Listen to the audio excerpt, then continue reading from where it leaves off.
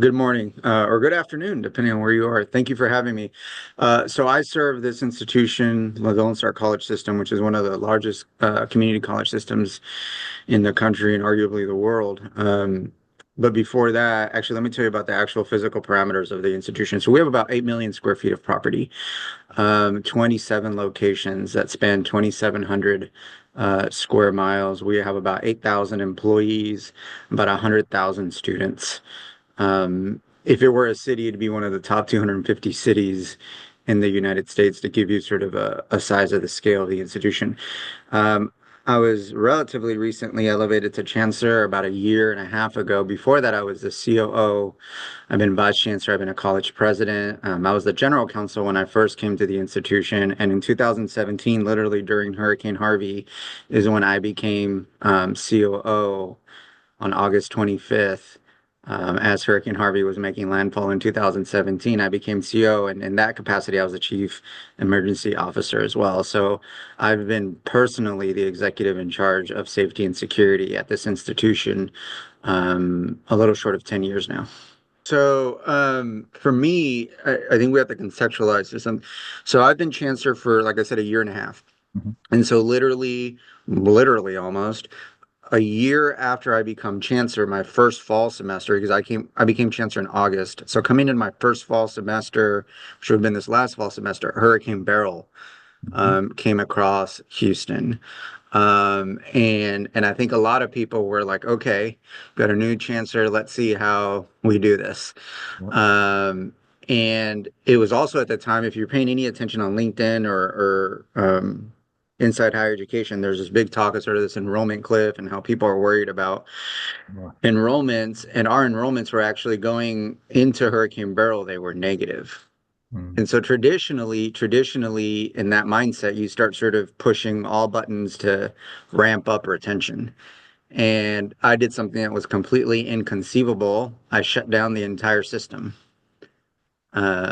For some colleges were closed for 2 weeks Mhm. during peak reg, right? Peak registration. And so a lot of my colleagues in the area were telling me you're out of your mind. You're a brand new chancellor, you're negative enrollments, and you're closing the college. And then we opened up one location at a time in a very intentional way. So the way that sort of the app worked with, I would send out an email literally the first day of Hurricane Beryl. Um, the first day after, and actually the first day during, all the way up for about 2 weeks, I would send an email with updates on the 27 locations, and then we would send out the SafeZone notification after my email. Mhm. So we have so many locations that we had to sort of use the text wisely. Such and such location will be open tomorrow. Yeah. And so what I did is I would send out sort of the contextualized email saying, this is why these buildings are not open.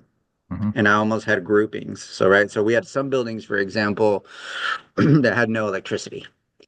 And then it's July in Houston. Then the electricity comes back, and then we figure out that the AC isn't working. Right. And so there's actually all these stages, right, to get a building open that people take for granted. And we use the app to sort of, the app and the communication plan to let people know this is what's going on in all 27 locations.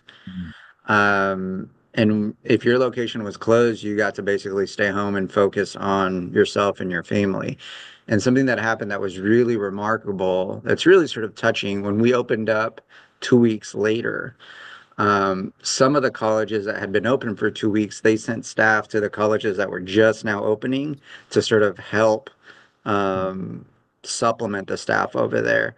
And we had all-time record enrollments in Mm. the fall, all time in the history of my institution, which is 53 years old. It was all time. And so people ask me all the time what it was. When you walked into those buildings, especially the student services buildings, after we had closed for 2 weeks and we paid everyone and said, focus on your families, focus on you. The college will be here. Same thing to students. When you walk the buildings, there was a sense of palpable gratitude, Mm. and that gratitude manifested into, people trying just a little bit harder. Students feeling like they were heard. Because we had summer session going as well, right? So we basically pushed Yep. summer session.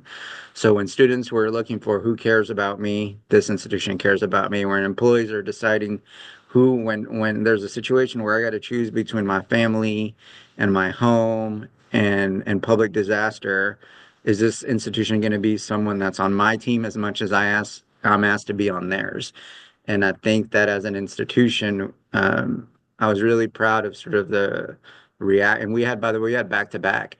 So in the spring, it followed it. And so really sort of Hurricane Beryl in many ways solidified a lot of trust that I think up until that point, as a new chancellor, you're saying these are how things are going to be.